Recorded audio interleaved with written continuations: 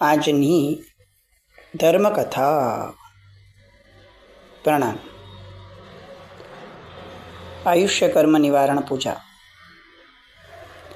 અને આ પૂજા અંતર્ગત આપણે અત્યાર સુધીમાં સૌથી પહેલાં જળ પૂજા આદિની અંદરમાં દેવના આયુષ્યના સ્થાનો, બંધના, એના નિવારણ માટેની પ્રાર્થના, ત્યારબાદ મનુષ્ય પણું મેળવી શકાય એના સ્થાનો, એના આયુષ્યના નિવારણની પૂજા.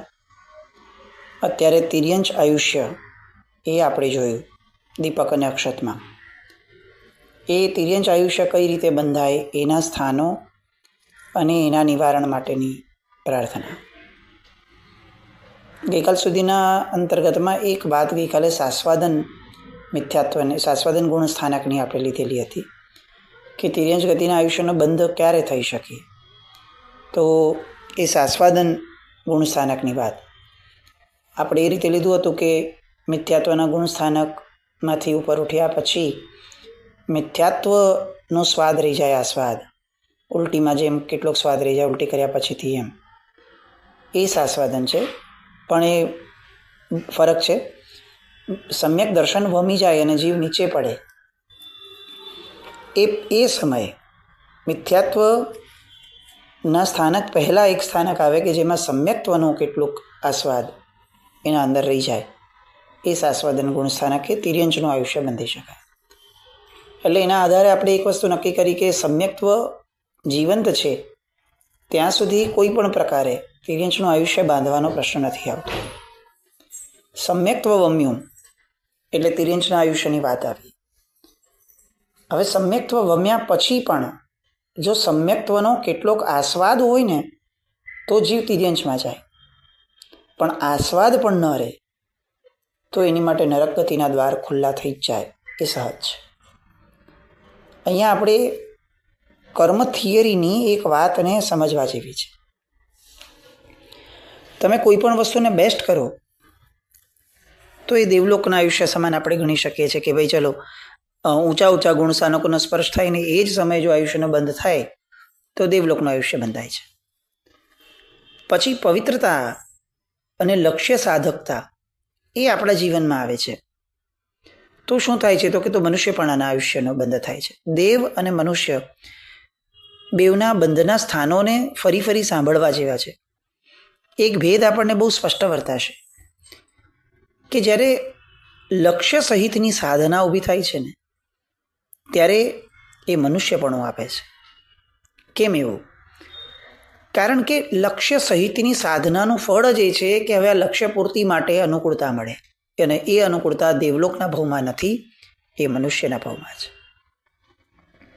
આપણા જીવનની અંદરમાં દેવલોકનો બહુ જ મોટો ભ્રમ આપણે પાડીને બેઠા છે કે ભાઈ સુખ ત્યાં છે, ભગવાનની આટલી ભક્તિ કરવા મળે છે. આપણને એમ લાગે કે વાંચીએ ત્યારે કે કરોડો દેવતાઓ ભગવાનની ભક્તિમાં હોય છે. વાત સાચી છે, પણ કેટલામાંથી કરોડો દેવતાઓ એ પ્રશ્ન ઊભો થવો જોઈએ.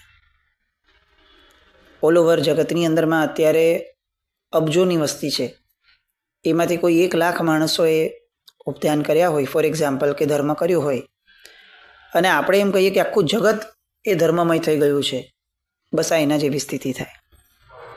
બહુ જ મોટી વસ્તીમાંથી કેટલોક ટપકા જેટલો અંશ જ્યારે ધર્મમાં જોડાય ને ત્યારે એને ધર્મની જાહો જલાલી જગતની અપેક્ષા એ ન કહેવાય.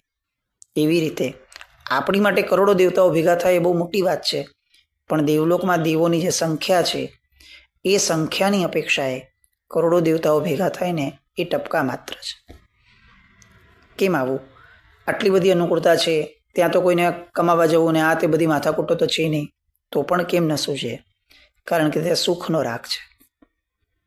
એટલે દેવલોકનું આયુષ્ય શુભ ગતિ હોવા છતાં લક્ષ્ય સાધકતાની અપેક્ષાએ એને એટલું ઇષ્ટ નથી ગણ્યું.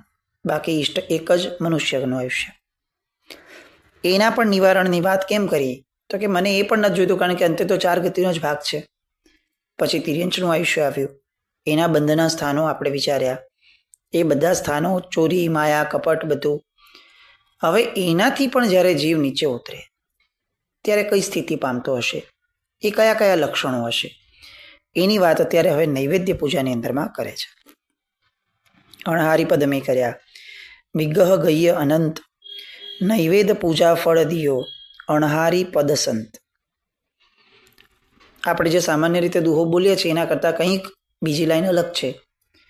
એ વિચારણીય પ્રશ્ન છે કે આપણે જે દુહો બોલીએ છીએ એ અને આ બેના ભાવમાં, એની વ્યુત્પત્તિમાં કંઈ ફરક છે, કંઈક બદલાયું છે કે શું છે, એ વિચારકોનો પ્રશ્ન છે. હે ભગવાન, એક ભાવમાંથી મરી અને બીજા ભાવ તરફ હું જ્યારે જાઉં ત્યારે જે વિગ્રહ ગતિ એટલે કે વક્ર ગતિના સમય છે એમાં હું ભૂખ્યો રહું છું. આપણે આવું ઘણી વાર બોલ્યા છે, વિગ્રહ ગય્ય અનંત. વિગ્રહ ગતિ એટલે શું?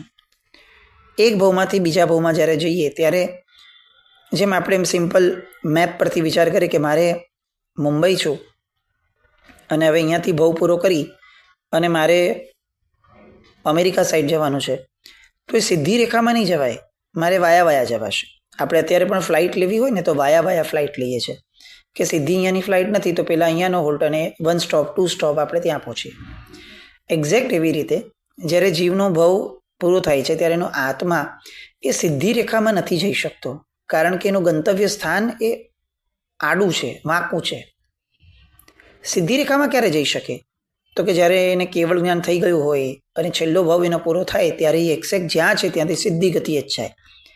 કેવળ જ્ઞાન થયા પછીના ગમન સિવાય એક પણ ભાવ અનંતકાળમાં એવો નથી કે જ્યારે જીવ સિદ્ધિ ગતિએ ગયો હોય.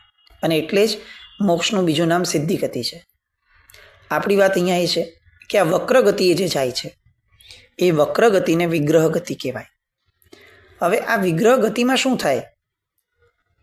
દુબઈથી કોઈ એક જગ્યાએ આવ્યા તો એને એક હોલ્ટ લીધો, ભાઈ કે દિલ્હી અમદાવાદ રોકાશે ક્યાંક, તો ત્યાંનો જે હોલ્ટ છે ને એ હોલ્ટના સમયની અંદરમાં સમયને ફ્લાઇટના લક્ષ્ય સાથે લાગતું વળગતું નથી.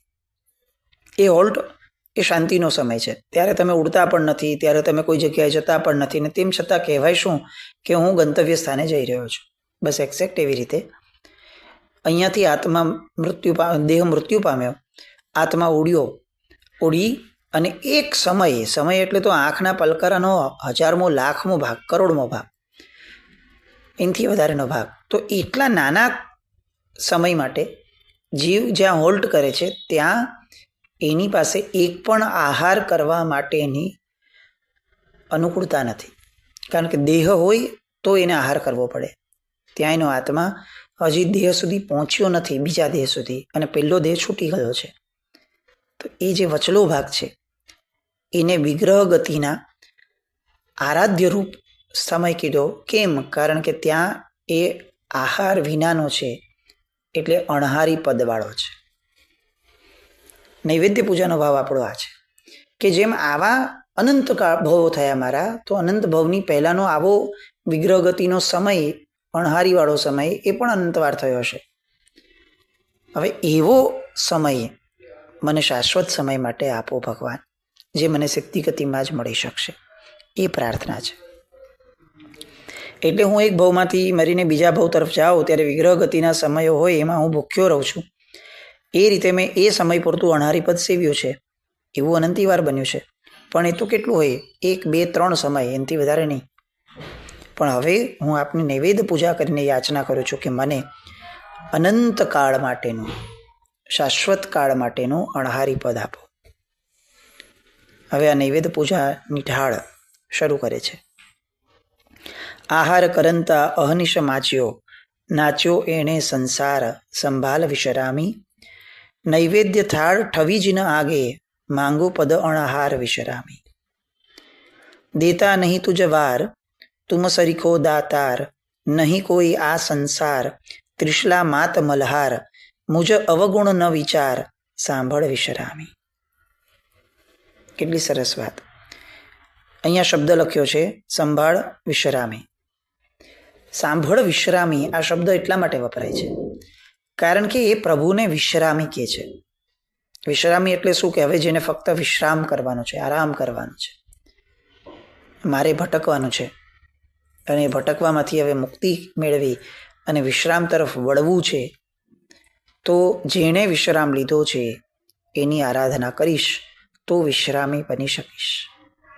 અને એટલે અહીંયા પ્રભુને એમના અનંત અનંત ગુણો હોવા છતાં અહીંયા એમનું સંબોધન વિશ્રામી તરીકે કર્યું.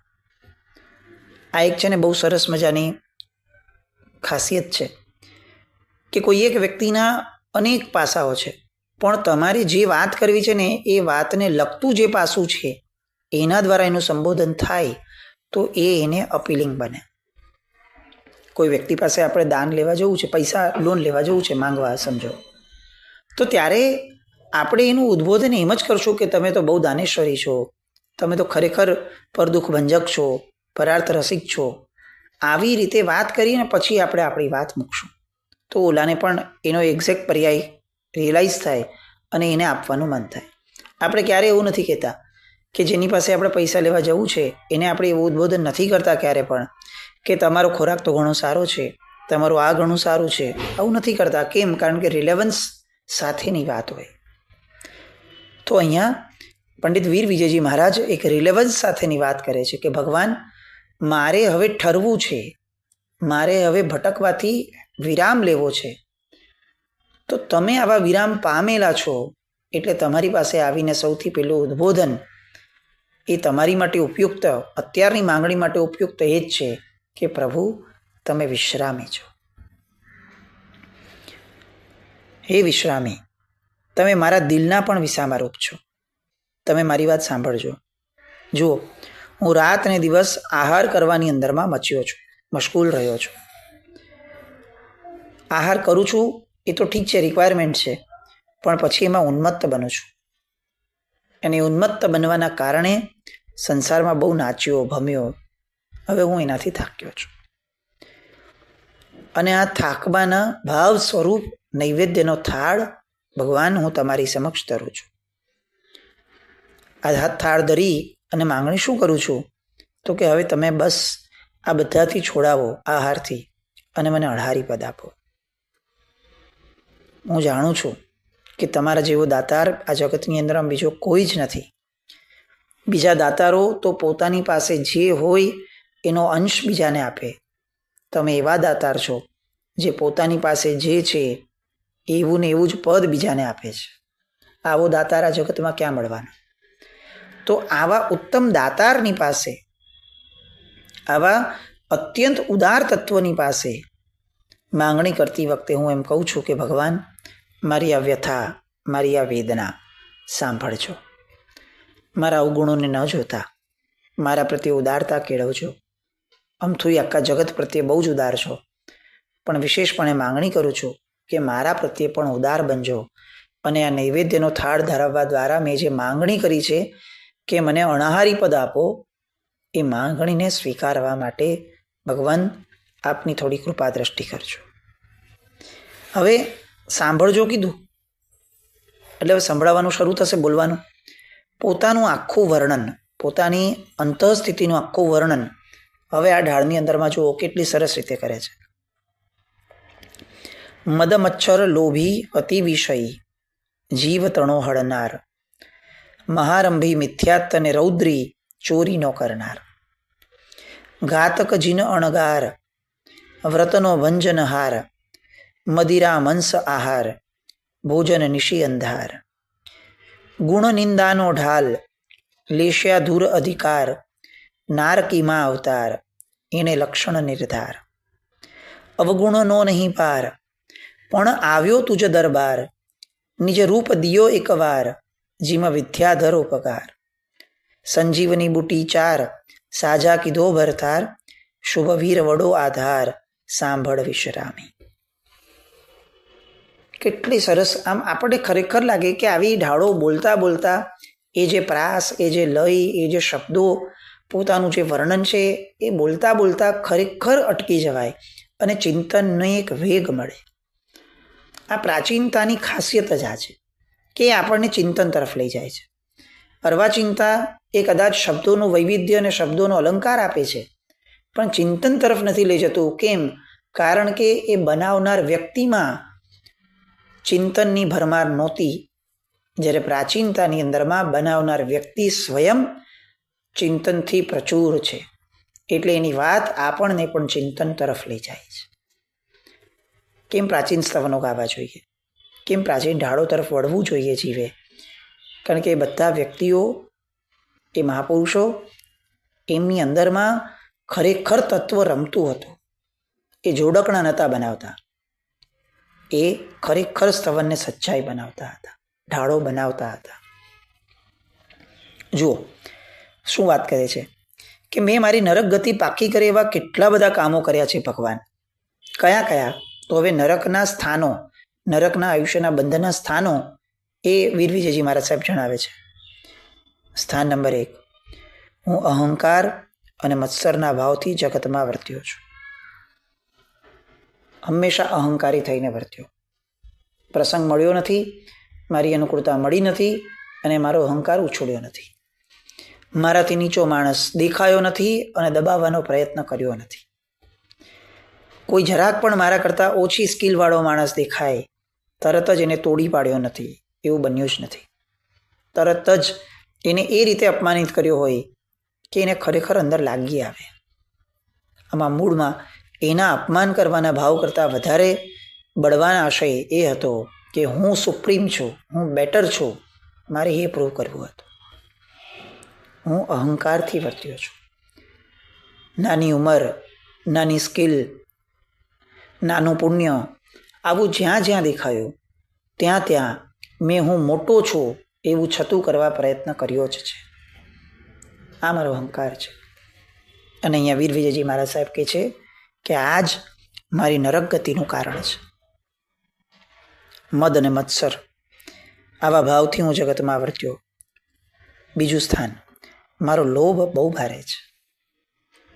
પેલા નામો જે કેટલાક લોભ માટે પ્રખ્યાત છે, એ બધા નામો, તંદુલ્યો મત્સ્ય ગણો કે બીજા જે પણ નામો છે, આ બધા નામો તો જગતમાં છતાં છે.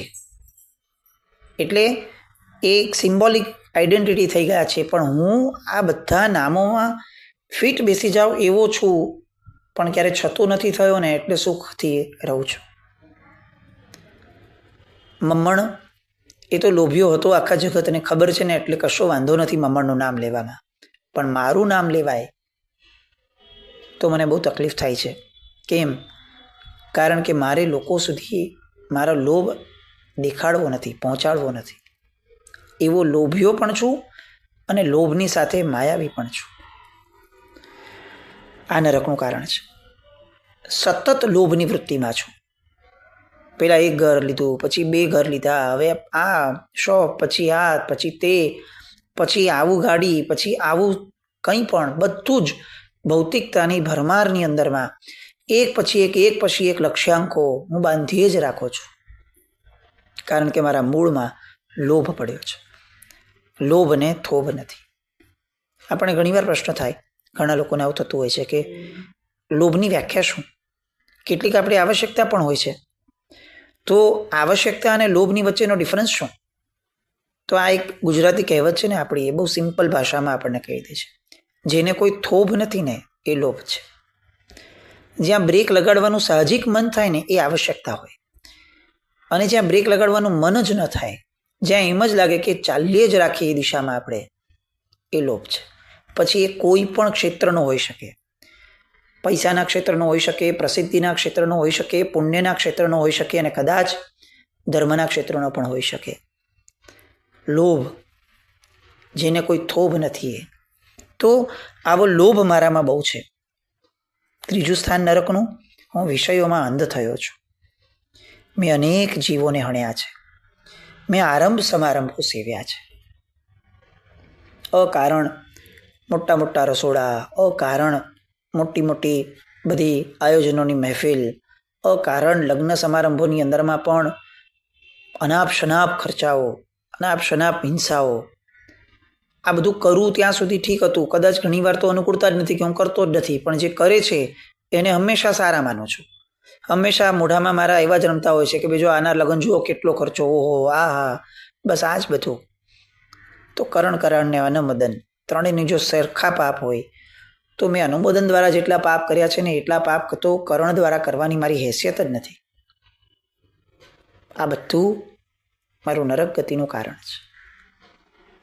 કેટલીક હિંસા તો હું જીવનમાં કરતો જ નથી, ફક્ત એની અનુમોદનાઓ જ કરી રાખું છું, અને તેમ છતાં હિંસા કર્યા જેટલું પાપ બાંધું છું. મને ત્યારે વિચાર નથી આવતો કે હું આ બધું મારા નરકનું રિઝર્વેશન કરું છું. તિર્યંચના સ્થાનો સુધી તો હજી ઠીક હતું કે ભાઈ તિર્યંચ ગતિમાં કંઈક તો છે સંઘના સામાન્યથી, કેટલુંક સુખ છે, કેટલુંક દુઃખ પણ છે. કેટલાક તો હોય છે એવા પ્રાણીઓ કે જેને ધર્મની અનુકૂળતા પણ મળી રહે છે તિર્યંચ ગતિમાં. નરકમાં કોણ આવવાનું મને કાઢવા? આવશે તો એ શું કરી શકશે? આવો નરકનો ભય નથી આપણને. અને એટલે બેફામ પાપોની અંદરમાં આજે આપણે બ્રેક લગાડ્યા વિના ચાલીએ છીએ. અહીંયા પંડિત વીર વિજયજી મહારાજ સાહેબ આપણને સિગ્નલ આપે છે કે જીવનમાં આવા અવસ્થાનો નથી સેવ્યા ને, એ ચેક કર ભાઈ. અને જો સેવાઈ ગયા હોય તો એનું પ્રાયશ્ચિત કર, અને આ જ ક્ષણે આવા પાપ ફરીથી ન થાય એવી તકેદારી સાથેનો નિર્ધાર કર.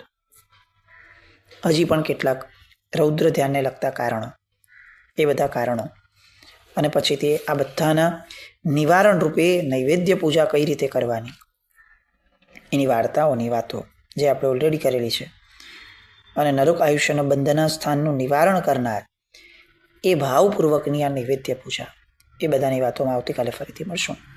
જે આજ્ઞાવૃત કંઈ પણ બોલાયો તમે છામી તો જૈનમ જય અતિશાસ.